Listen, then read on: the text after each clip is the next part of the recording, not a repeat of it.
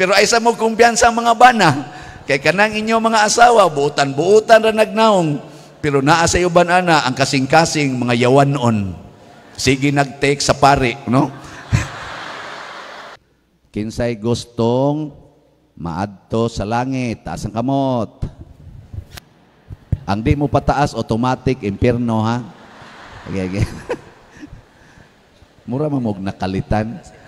Sige, osbon ako, ha? Kinsay gustong maadto sa langit, taas ang kamot.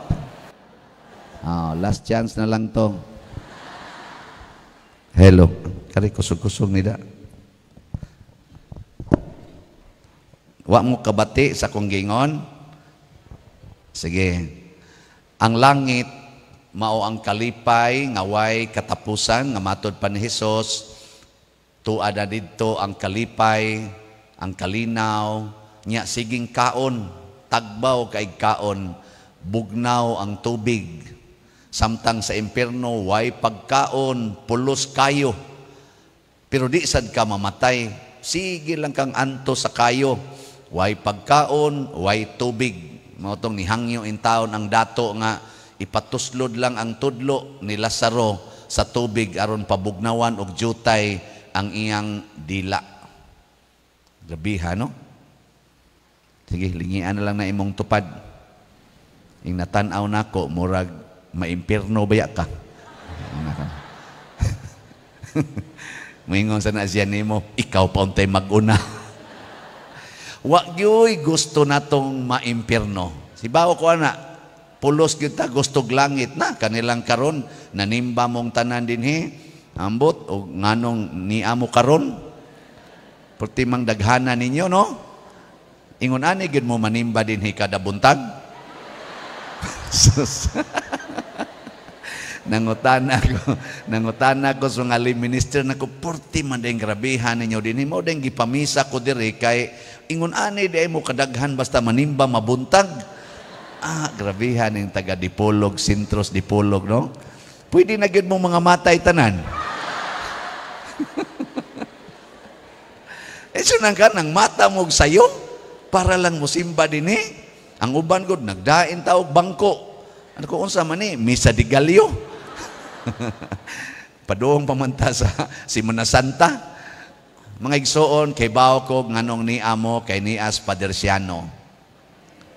Basig nagtuo mo nga si Padersiano padoong ginis langit.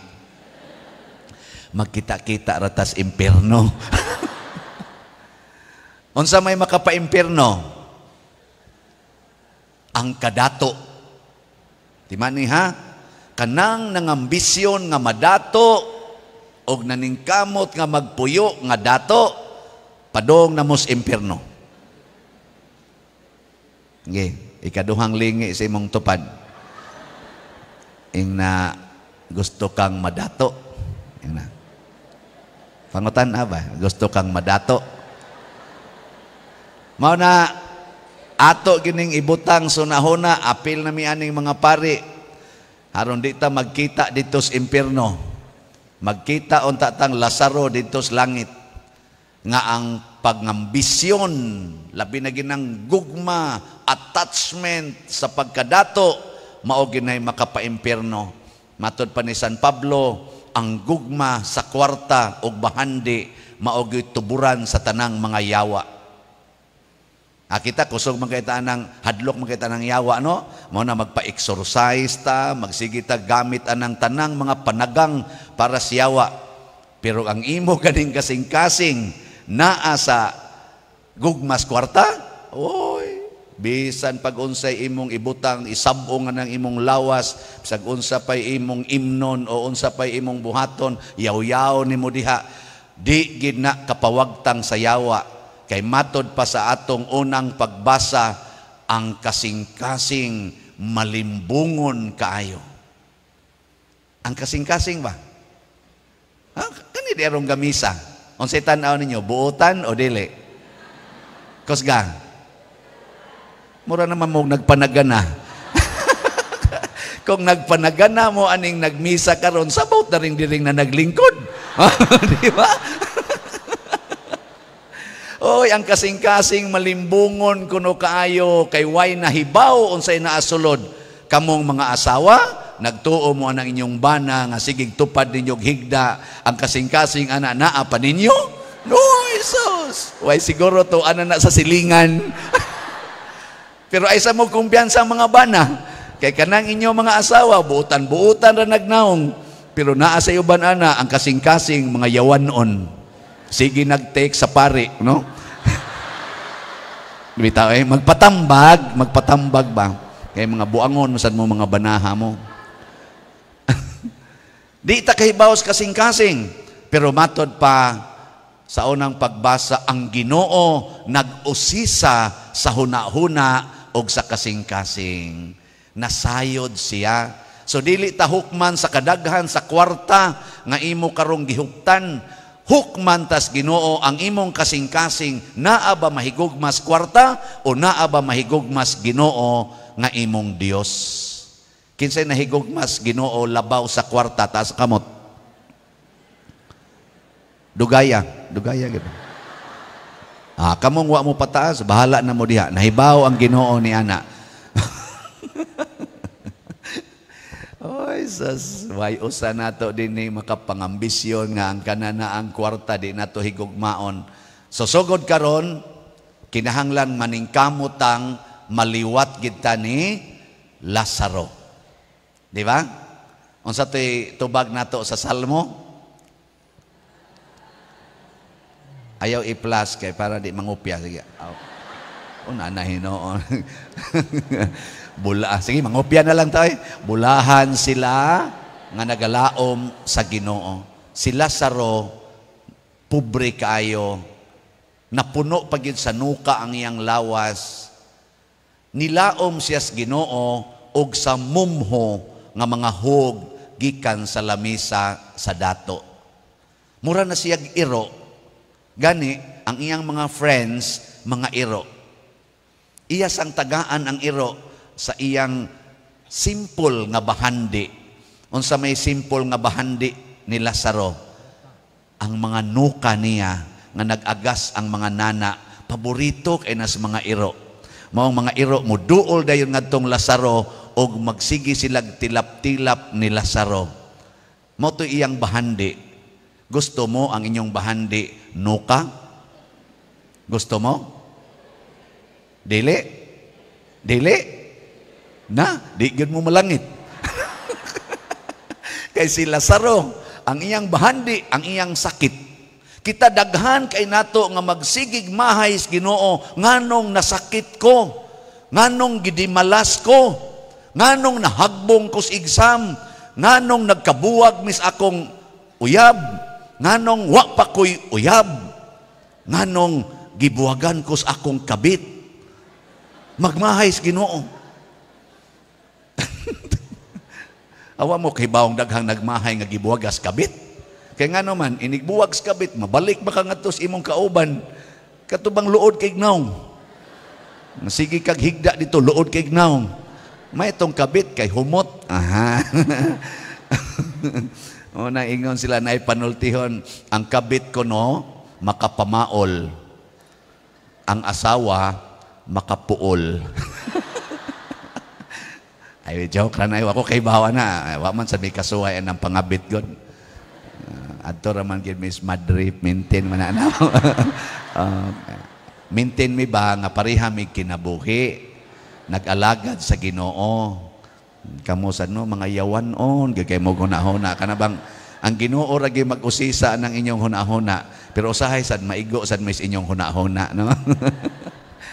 Mao na mga ambisyon gitang maliwat ni Lazaro. Niingon si Kristo sa iyang mga wali, pirmi gining sentro bisan sa kinabuhi ni Kristo, ni Maria ug ni Jose ug sa tanang mga santos gikan sa mga apostoles, nganhi na gyud tanang mga santos nga ato karong gipasidunggan. Unsa gi number 1 common nila nga kinabuhi ug ambisyon in life? Unsa man? Ang makatubag, malangit, nga mahimong kabus. Nga naman, Kay niingon si Kristo, bulahan kamong mga kabos, alaot kamong mga dato. Nya kinsa ning kabos, kanang wa mahigugmas kwarta og bahandi dinhis kalibutan. Kinsa ning dato, kanang nahigugma nya daw kay siya sa mga kwarta bahandi nga kalibutanon. Ano siya? Unsa may ilhanan nga nahigugma kas kwarta, ay na lang ko ninyo tanaw sulti-sulti isa-isas kamot kay di man gid mo muisa.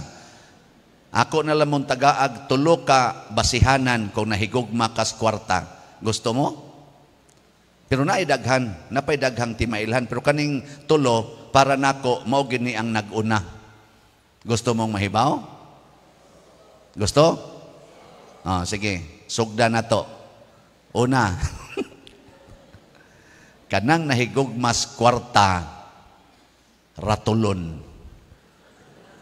Dali kay na sila maratol. Karon og naay mo buto, mo ano, kana nahigugma nas kwarta og mga kalibutanong bahandi, ratulon. Karon mulinog ron, mulinog atanawa, di ba managa na. Maguna pa ning gawali. Ratulon, dali kay maratol. Basta nahigugma kas kwarta og sa mga bahandi sa kalibutan, maratol dayon. Pero ang kanang nahigugmas kakabos, relax. Relax kaya na sila. Naimubuto, maingoran na sila. Sa man to? Lingar. Nya maglinog sa linog man di ay. Na sila. Bisang kig masunog ilang balay, maingoran na sila. Dako nang kayo. Pero relax kaya na sila. Pero kanang kana nahigugma nas kwarta og bahandi. Tanawas Kristo, hapit na malunod ang sakayan, si Kristo natugra gyud. Kay kabos man siya, nahigugma mas kakabos. Ang mga apostoles nga nahigugmas kadato og sa mga butang sa kalibutan, hala sigig siyagit, giyug-yug si Kristo, Lord, wa ka mahibaw, hapit na ta malunod. Relax ginang nahigugmas kakabos, ratulon ginang nahigugmas kadato. So kanang inyong mga ginikanan, mga anak, maratol na gani nagdi mo eskwela, suwati dayon ing na impiernohonon ka. Di ba? Ay karatol kanang inyong mga asawa, mga bana, mahubog mo, magyaw-yaw dayon, naratol na, ikaw masakit juga, suwati lang dito, hinubog nga pagkasuwat ing na nga maimpierno jud kaday. Nya musuwat sa na imong bana, kuyog tang animala ka. Mao ginay till death do us part. Ayaw sa mo ana oy magkuyog sa mo impierno hinon. Relax lang, ha? Ikaduha. Gusto pa mo? Nawita na to. Kanang nahigugmas kwarta, nya kanunay yung attach kay ana, masukanon. Dali kay na sila masuko. Okay, lingay mong tupad. Nya, tamparusa. Tamparusa ba? Gamay lang. Anaa ba? Nya, masuk. Anak gani. Kana, nahigugma nas kwarta. Pero inig tamparos ni mo, moingon, nasipyat magkaghapak sa lamok, day. Maana ra gani, kana, nahigugma nas kakabos.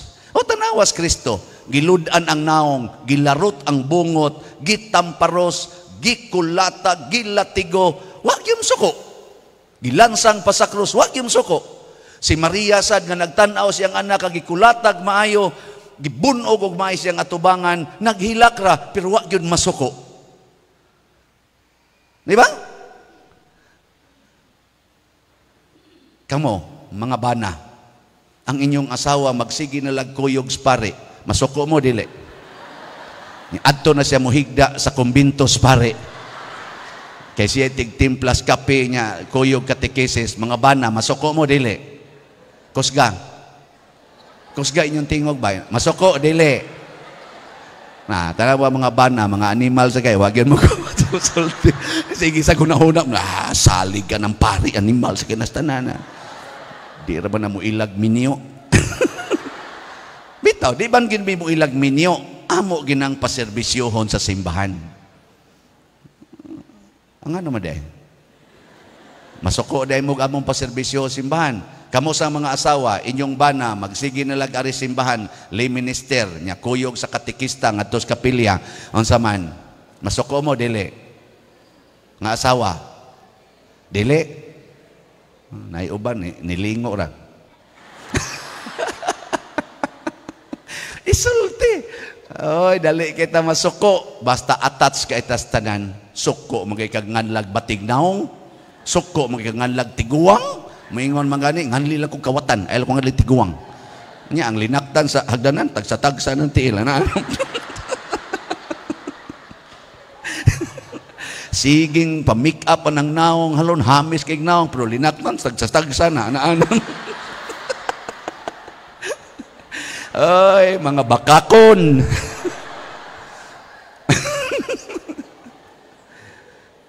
Gusto pa mo ikatulo? Ha? Nakapasar mo itong duha? Musugod na mo katon ato? Unsa to'y una? Di maratol. Ikaduha? Mo relax lang. Ang sunod? Di masuko. Kanang masukano, nahigog man na. Kaning ni ang ikatulo, mao na gid ni ang final test. Ug mao sa ni ang gamiton sa yawa aron ta magsigig kasa. Unsa man, ang nahigugmas kwarta og sa kadato hadlok mamatay. Ang nahigugmas Ginoo apan wa mahigugmas kwarta og kadato, relax kaing mamatay, gani mangandoy pang mamatay. Tanawa si Kristo, gasigig ingon, sa dili madugay, patyo nako, ilansang ko nila sa cross. Kinsa may nahadlok? Si Pedro. Sa Lord, ay pagsigig sulti ana, di ko gustong mamatay ka. Giingnan dahil siya ni Jesus, pahawa Satanas, babag ka sa akong dalan. Kanang hadlok mamatay, mahimo dahil ng Satanas. Mga yawa, kanang hadlok mamatay. Sige, honghongi imong tupad. Anaagid ba? Ingda, di nata magyawa-yawa. Mayon taganig, ig-uli ro ninyo, naiusa ninyong mamatay. Ato ko na inon, butikaw. Hadlok tang mamatay, maunang gasigi na tagpinatyanay. Nganong gaggubata tungod sa kahadlok sa kamatayon, unhan ti kagpatay kay di ko gustong mamatay ko. Nganong sigining corruption, kining drug addiction, kining mga smuggling, kining siging inilugay aning gahom sa politika o sa simbahan, na nag-away ng mga pari, mga obispo, nag-away ang mga madre, mga politicians, away, mga businessman, yanay, hastang microphone, patay. Nga naman, hadlok tang mamatay. Matod pa ni Kristo, sunod kanako, o unsaon pagsunod niya, hangtod sa kamatayon. Muna ang atong commitments o sag-usa, labinas minyo o sa pagkapari, till death do us part. Sige, katapusang lingi. Ang di mo lingi, last chance na lang gini ninyo. Sige, lingay mong tupad. Ing nasugod karon, andam kong magpakamatay para nimo. Sige, ina. Ing na ba, nasugod karon, andam na kong magpakamatay para nimo. Hinaot paunta. Nindog na ta, mga patyunon.